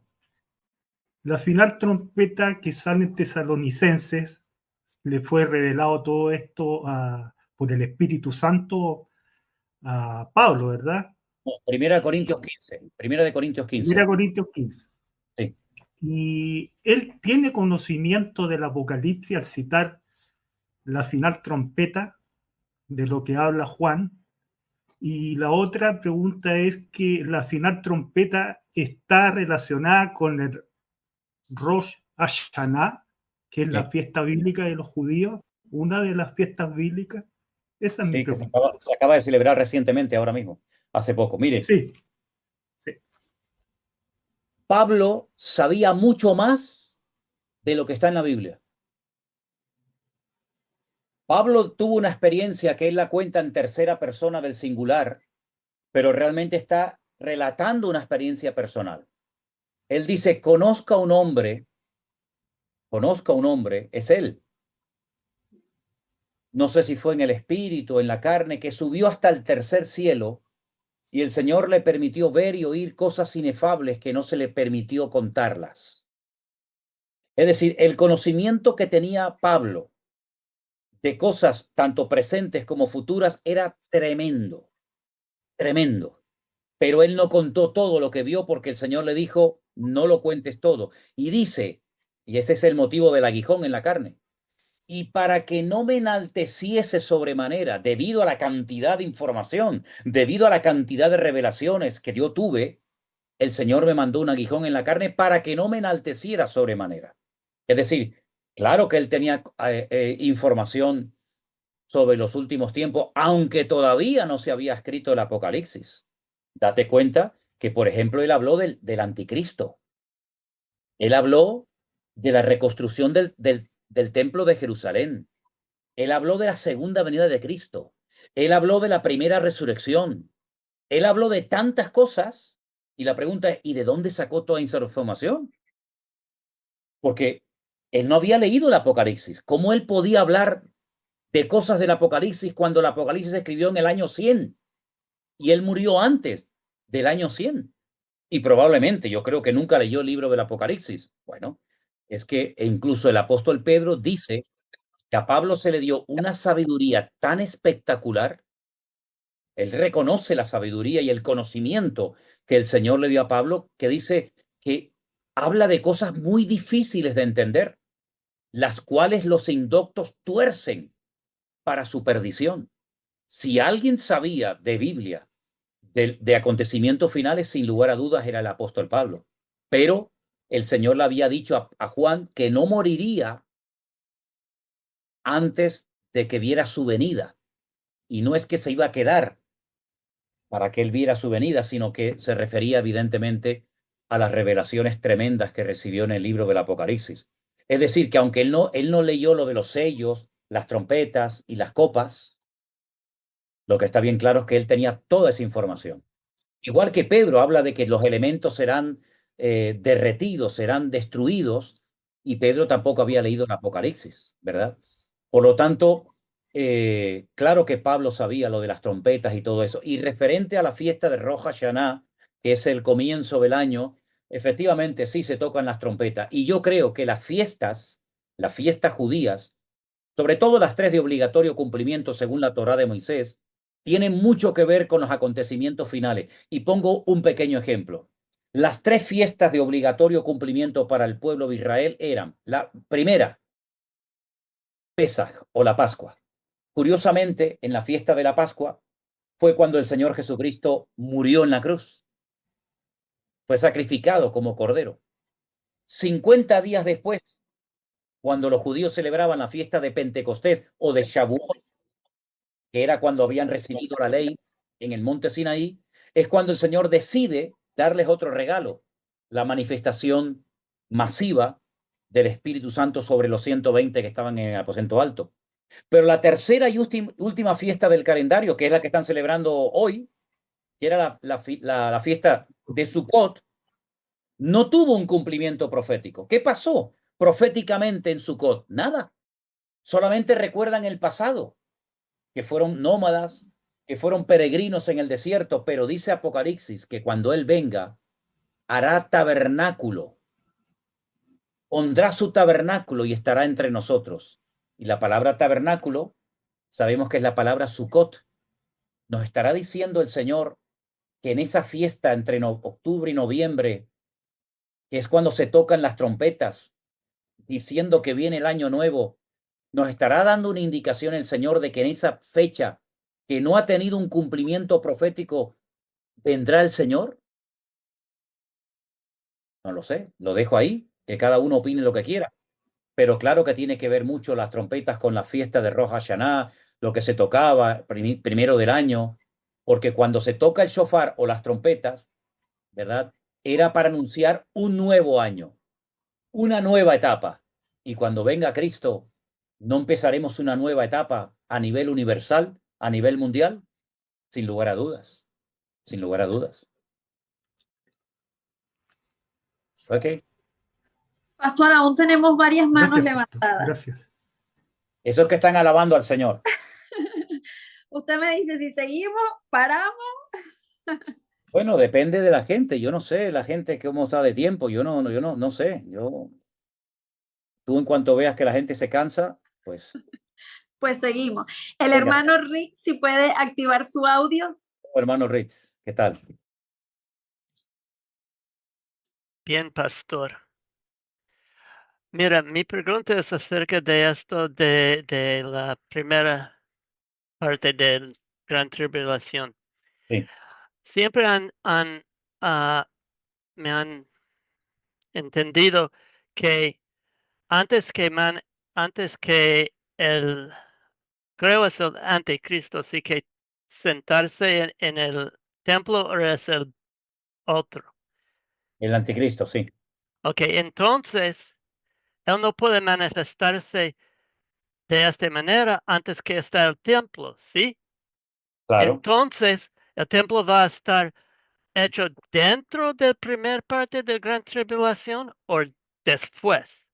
No, no, no, I no. mean, antes. En la primera parte, porque después de 3 años y medio es cuando él lo profana, cuando ponen la imagen y le obligan a la gente casi casi a rendirle culto a él. Así es que en la primera, ¿por qué se gana tan fácilmente a los judíos este hombre? Porque les permite a los judíos cumplir con su sueño. ¿Y cuál es su sueño? Tener su templo. Entonces, el templo se reconstruye en la primera parte de la gran tribulación.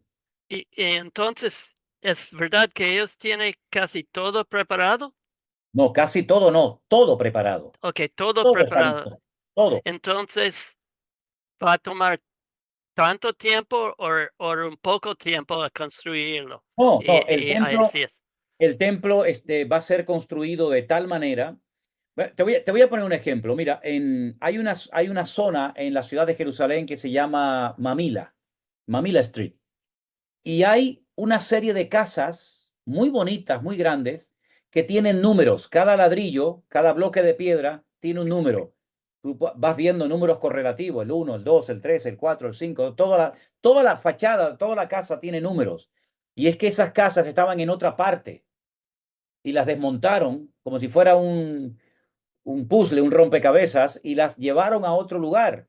Y cada piedra la pusieron en su sitio. Reconstruido. Exacto, fue reconstruido. Entonces, el templo va a ser construido de tal manera que va a ser como ensamblado muy rápidamente. He oído por gente de allí que en menos de 6 meses, el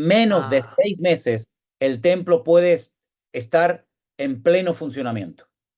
Entonces van a tener el templo en menos de un año y luego van a tenerlo durante máximo 3 años y medio funcionando como a ellos les gustaría. Pero después pasa lo que pasa. Ok, gracias, pastor. Dios te bendiga, mi hermano Rich. Dios lo bendiga. Amén. El hermano Luis Alberto. Luis Alberto. Buenas tardes, pastor. Buenas tardes, hermano. Mi pregunta es la siguiente. Dice que los 7 sellos se cumplen los 3 años y medio, ¿no? Cuando empiezan los 7 sellos. Quiere decir que pienso yo que la guerra que se puede desatar contra Israel, cuando esté tal acontecimiento que estamos muy cerca, el anticristo va a traer la paz para ganarse Israel ahí. También, aparte de que haga el templo, él va a traer la paz a todo el mundo, la seguridad, y después, en los 3 años y medio, cuando se derraman las 7 copas, ahí nosotros ya no vamos a estar. Ok, le contesto. ¿O vamos a estar? En la primera parte de la gran tribulación, es decir, los primeros 3 años y medio, el anticristo se gana, conquista al pueblo de Israel y el templo es reconstruido por tercera vez. ¿Ok? No hay guerra contra Israel en los primeros 3 años y medio. No hay guerra. Hay, entre comillas, una paz ficticia, una paz efímera. ¿Cuándo se produce la guerra? Al final de la gran tribulación. Al final de la gran tribulación, cuando ya el anticristo... O sea, en las 7. Perdón, en las 7 copas, efectivamente.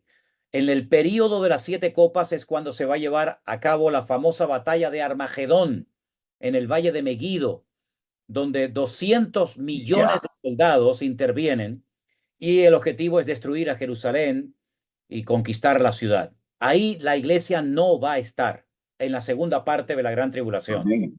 Al final de la gran tribulación, cuando ya Israel esté aquí, que ya no dé más, es cuando venimos con el Señor y el Señor viene a defender a su pueblo y el Señor viene a ayudar a salvar de la extinción al pueblo de Israel después de una guerra terrible, donde van a estar 7 años quemando el armamento y 3 meses seguidos, 24 horas al día, enterrando cadáveres. En la famosa batalla de Armagedón, en el valle de Meguido, Esa batalla se describe perfectamente en los capítulos 38 y 39 del libro del profeta Ezequiel. Y ahí se conoce como Gog, Magot, Meset, Tubal, y una serie de naciones que vienen respaldando a este personaje siniestro. Pero en esa segunda parte nosotros ya no estamos. Amén. Mi pregunta es, dicen que ya está listo todos los... está listo para la construcción del templo, la vaca roja, para el sacrificio. Mi pregunta es, si el sacrificio lo hacen antes de construir el templo o hacen un tabernáculo para hacer el sacrificio y luego empezar la construcción del templo.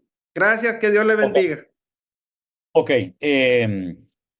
para hacer sacrificios, algunos rabinos han llegado a la conclusión de que no necesariamente tienen que tener el templo.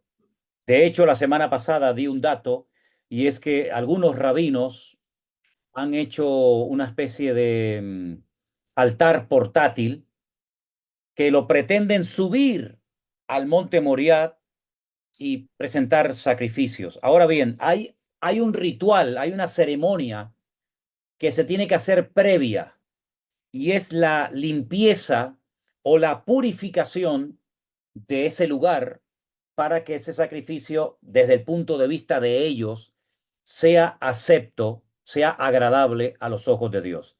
¿Cómo se purifica ese lugar? Bueno, en el libro de Hebreos, la carta a los Hebreos, se habla acerca de esta vaca.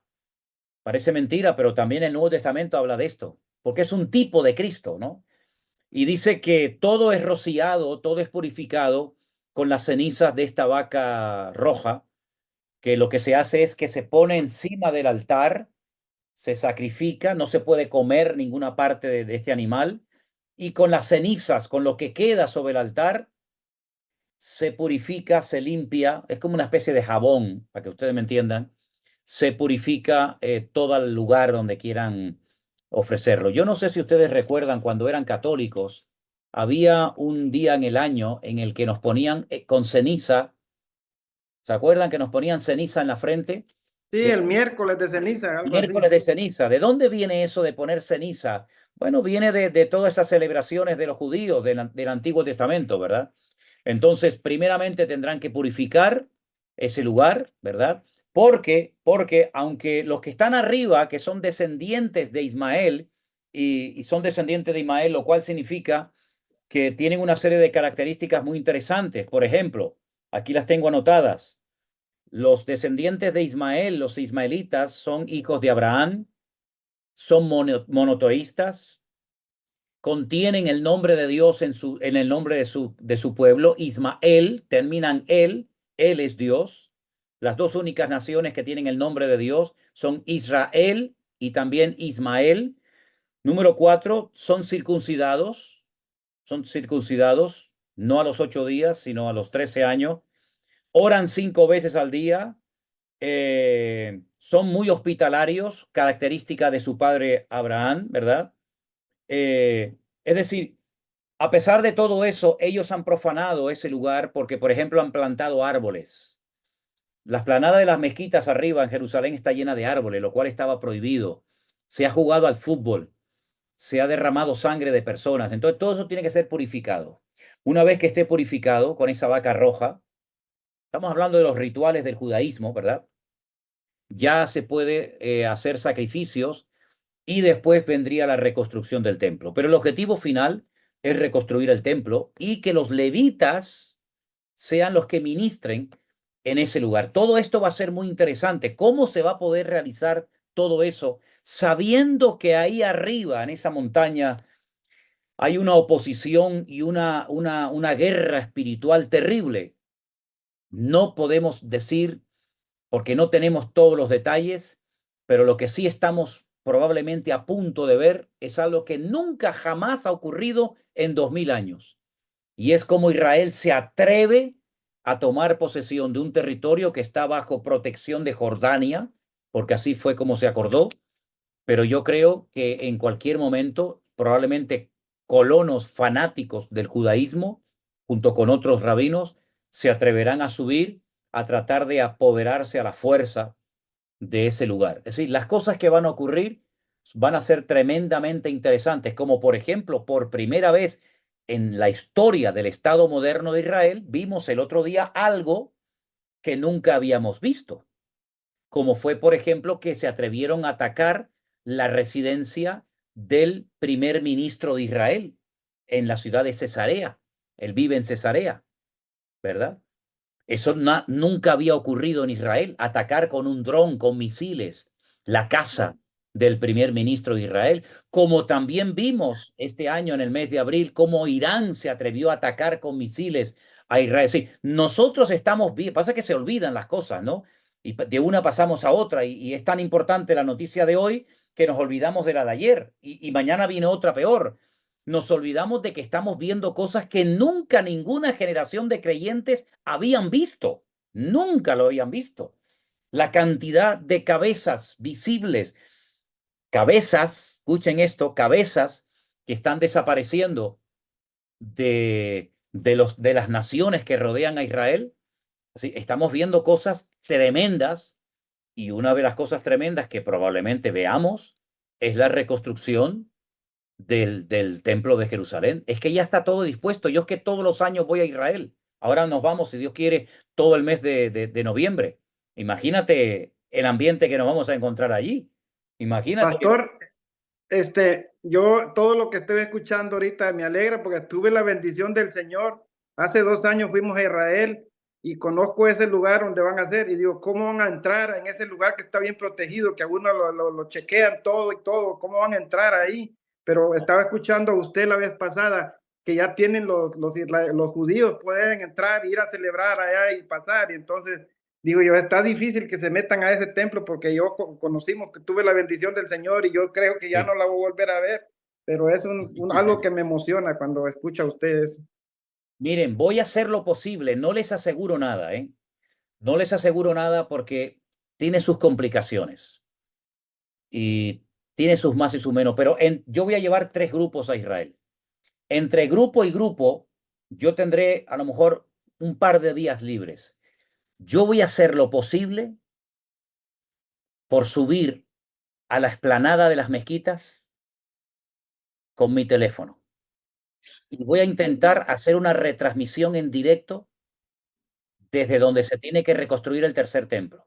No les aseguro nada, pero haré todo lo posible por poder subir ahí arriba, por poder mostrarles el altar de Abraham, la mezquita de Al-Aqsa y tantas cosas que se ven ahí arriba. Intentaré hacer una conexión en directo. Después quedará grabada. Espero que pueda hacerlo. Espero que pueda hacerlo. Ayúdame, Señor, voy a hacerlo. Amén.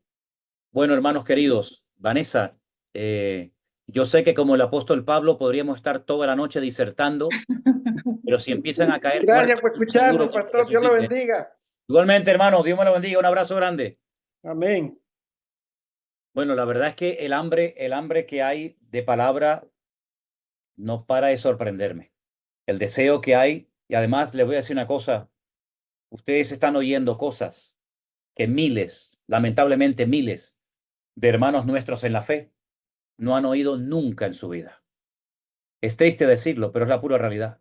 Hay cosas que ustedes han oído en estas 2 semanas que lamentablemente muchos hermanos nuestros no han oído jamás en su vida. ¿Qué les parece?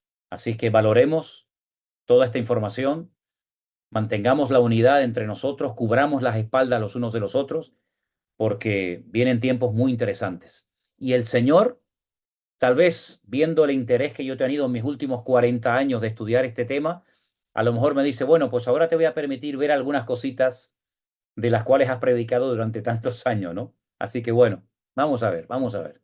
Así podré predicar y enseñar con más conocimiento de causa. No es lo mismo aprenderlas que verlas, ¿no? Así que, quién sabe, quién sabe. Hermanos, Dios les bendiga. Un placer haber estado con ustedes. Me despido de todos ustedes. Hasta la próxima ocasión. Bendiciones.